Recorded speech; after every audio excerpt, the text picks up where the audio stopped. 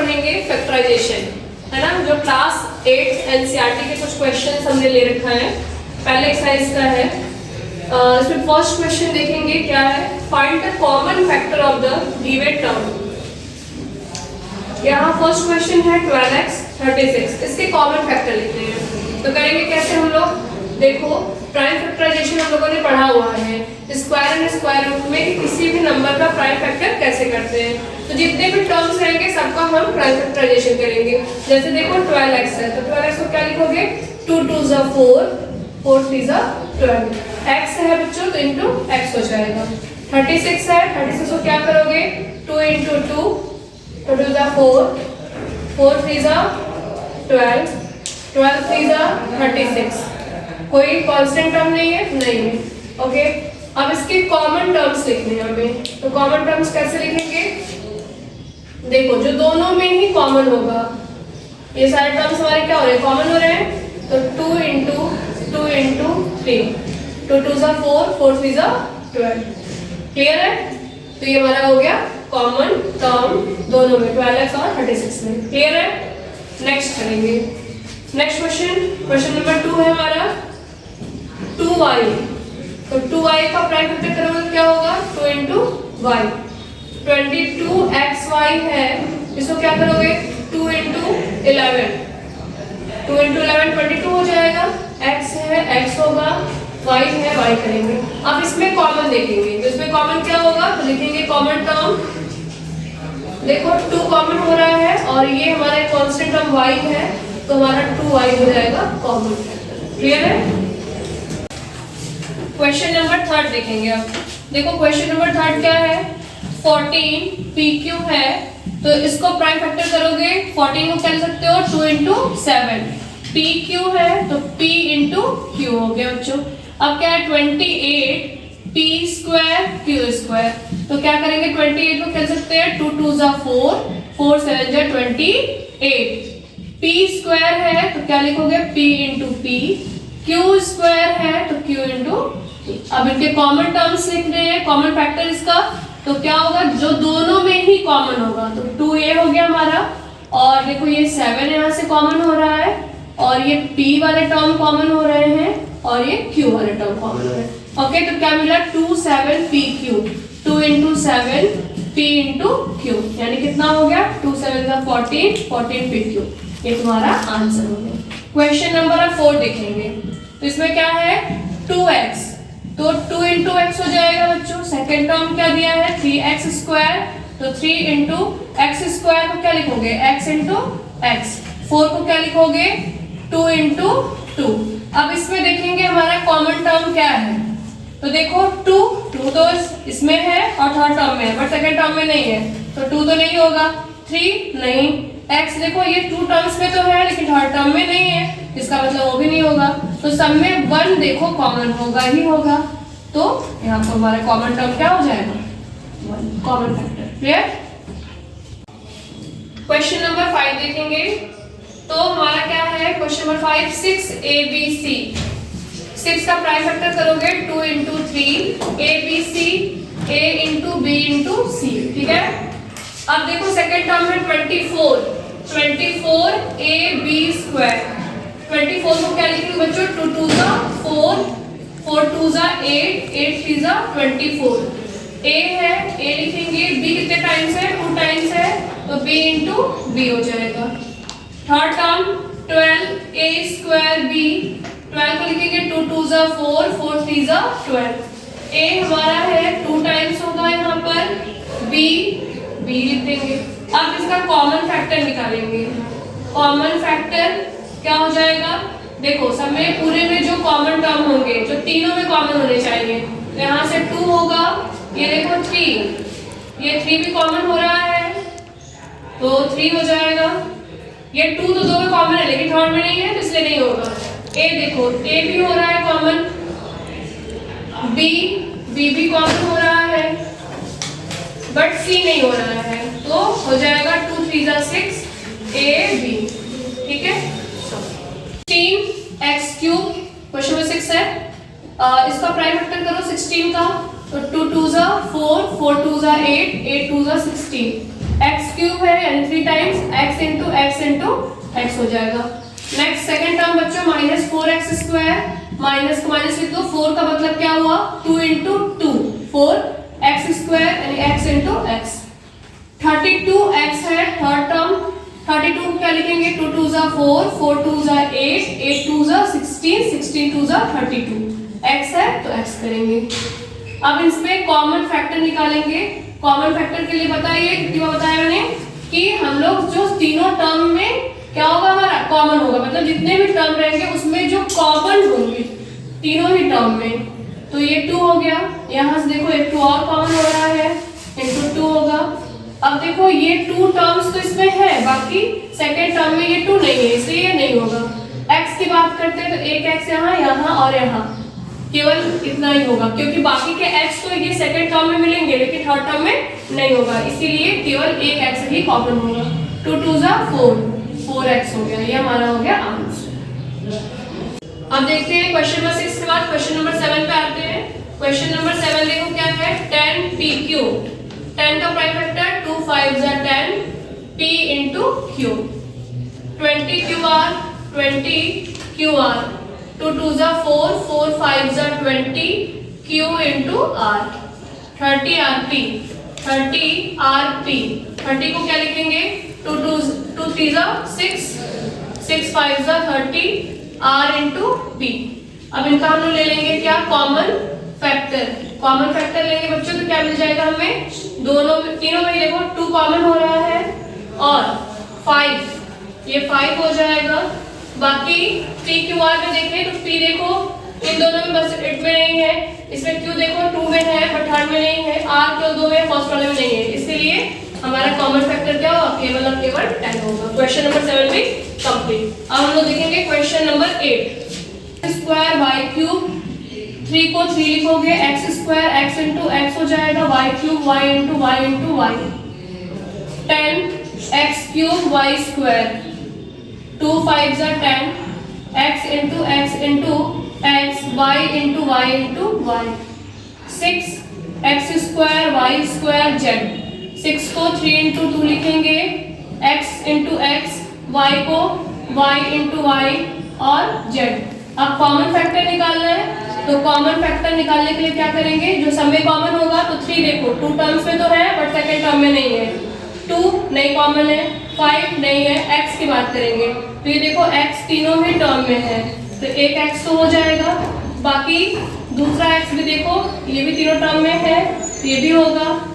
y की बात करते हैं तो y देखो है मिल रहा है हमको कॉमन मिल गया, ये y देखेंगे तो ये भी y कॉमन मिल रहा है तो ये भी ले लेंगे तो y इंटू वाई, तो क्या कॉमन फैक्टर हो जाएगा x square y square. This is answer. Question number first complete हो गया।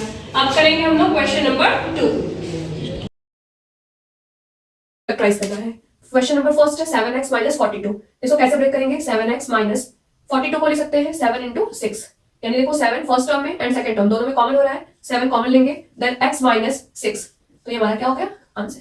क्वेश्चन नंबर 2 में देखेंगे तो 6p माइनस 12q, तो 6p 12 को क्या लिख सकते हैं 6 इंटू 2, दोनों में क्या कॉमन हो रहा है 6 कॉमन हो रहा है, 6 कॉमन ले लेंगे फिर क्या होगा p माइनस 6 तो कॉमन हो गया तो 2q। This is your answer. Question number 3 देखेंगे। क्वेश्चन नंबर 3 क्या कह रहा है 7a स्क्वायर प्लस 14a, तो 7a स्क्वायर प्लस 14 को ले सकते हैं 2 इंटू 7a, तो देखो 7 क्या होगा दोनों में से कॉमन हो जाएगा, a स्क्वायर और यहाँ पर a है, दिस मीन्स कि a हमारा कॉमन होगा, तो यहाँ पर देखो a स्क्वायर था a तो कॉमन हुआ तो एक a हमारा बच गया उसको लिखेंगे और यहाँ से 7 कॉमन हुआ तो 2 क्योंकि a भी तो कॉमन हो गया है। Answer number 3। क्वेश्चन नंबर 4 की बात करें तो यहाँ पर देखो minus 16z plus 20z cube है। अब देखो 16 है और 20 दोनों ही का एक कॉमन टर्म क्या होगा 4, इसको ले सकते हैं हम लोग 4 4 जा 16z, इसको ले सकते हैं 4 इंटू 5z क्यूब।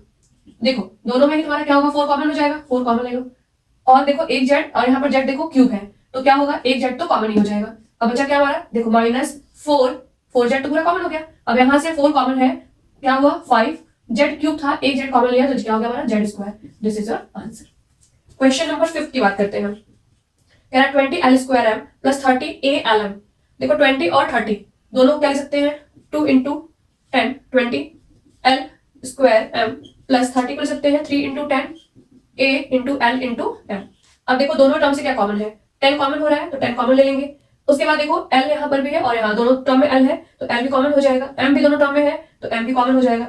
तो क्या हुआ 2, ओके एल स्क्वायर था, एक एल कॉमन लिया तो एक एल हो जाएगा 2l प्लस 3, 10 तो कॉमन हो गया, एल भी कॉमन हो गया तो 3a। This is your answer. Clear. Question number 6 की बात करेंगे तो देखो 5x square y minus 15x y square है। तो देखो 5 और 15 है तो 5x स्क्वायर वाई माइनस 15 को क्या लिख सकते हो 3 into 5 x into y square. देखो 5 कॉमन हो जाना है, 5 कॉमन हो गया, x स्क्वायर और x है तो x कॉमन होगा बच्चों, यहाँ पर y है यहाँ y स्क्वायर है, दैट मींस जो मिनिमम पावर होता है वही कॉमन होता है, तो यहाँ पर y है और यहाँ y स्क्वायर है तो सिर्फ y कॉमन होगा। अब क्या लिखेंगे, देखो 5 कॉमन हुआ, x भी कॉमन हो गया, y भी कॉमन होगा, तो ओनली वन टर्म हमारा x बचेगा माइनस, यहाँ से 5 कॉमन हो गया, यहाँ xy कॉमन हुआ तो क्या बचेगा 3x कॉमन हो गया, y स्क्वायर था y कॉमन हुआ तो y हो जाएगा। तो ये तुम्हारा क्या हो गया आंसर। तो क्वेश्चन नंबर 1 to 6 यहाँ पर कंप्लीट हो गया। क्वेश्चन नंबर 7, क्वेश्चन नंबर 7 कैसे फैक्टराइज करेंगे, इसमें देखो 3 टर्म्स हैं 10a square 15b square 20c square. 10 को लिख सकते हैं 5 इंटू 2a स्क्वायर, 15 को लिख सकते हैं 5 इंटू 3b स्क्वायर प्लस 20 को लिख सकते हैं 5 इंटू 4c स्क्वायर। तो देखो क्या कॉमन टर्म है 5 सब में कॉमन हो जाएगा, फिर क्या लिखेंगे 2a square minus 3b square plus 4c square, ये हो जाएगा तुम्हारा आंसर। क्वेश्चन नंबर 8 की बात करेंगे। क्वेश्चन नंबर 8 में देखो टर्म्स दिख करके कॉमन दिख रहा है, first term second term third term, 4 4 4 यानी 4 तो कॉमन हो जाएगा, ठीक। फिर क्या लिखेंगे minus a square plus ab minus ca। तो देखो फर्स्ट सेकंड एंड थर्ड तीनों टर्म में तुम्हारा a भी कॉमन दिख रहा है, तो हम लोग क्या करेंगे a कॉमन ले लेंगे, तो क्या होगा minus a plus b minus c, तुम्हारा आंसर। क्वेश्चन नंबर 9 की बात करेंगे बच्चों, इसमें 3 टर्म्स है x square y Z x y square z plus x y z square. तो देखो x तीनों में कॉमन हो रहा है, कॉमन ले लेंगे, y की बात करेंगे तो y भी तीनों में कॉमन है, कॉमन लेंगे, z की बात करेंगे तो z भी तीनों में कॉमन ले लिया। अब कॉमन लेने के बाद जो बचे टर्म है उसको लिखेंगे, देखो y z तो कॉमन हो गया, x स्क्वायर था हमने एक x कॉमन लिया, इसका मतलब एक x बच गया। यहाँ की बात करेंगे तो देखो x और z, x z तो कॉमन हो गया, y स्क्वायर है हमने एक y कॉमन लिया है तो एक y बच जाएगा। यहाँ पर x y z स्क्वायर है तो देखो x y तो कॉमन है, z स्क्वायर से केवल z कॉमन है, एक z। Clear. Question number 10, 1 2 3 terms, इसमें भी देखो x square y x y square x y z। तो हम क्या देख रहे हैं x तो तीनों में मिल रहा है तो x कॉमन लेंगे, y भी तीनों टर्म में है तो y भी कॉमन ले लेंगे। अब क्या लिखेंगे बच्चों, ध्यान दो यहाँ पर तुम्हारा क्या है a लिखेंगे, देखो x स्क्वायर था हमने केवल एक x कॉमन लिया तो एक x होगा हमारा, यहाँ y कॉमन हो गया, सेम इसमें भी करेंगे, b का b x कॉमन ले लिया, y देखो 2 टर्म्स था हमने केवल एक कॉमन लिया तो एक y होगा, प्लस यहाँ से x y कॉमन ले लिया तो क्या होगा c z। ये तो हमारे तरह से क्वेश्चन नंबर सेकंड के 10 क्वेश्चंस थे वो कंप्लीट हो गए। क्लियर है। अब हम करेंगे क्वेश्चन नंबर 3, हम लोग देखेंगे question number 3 factorise. First question क्या है x square plus xy plus 8x plus 8y।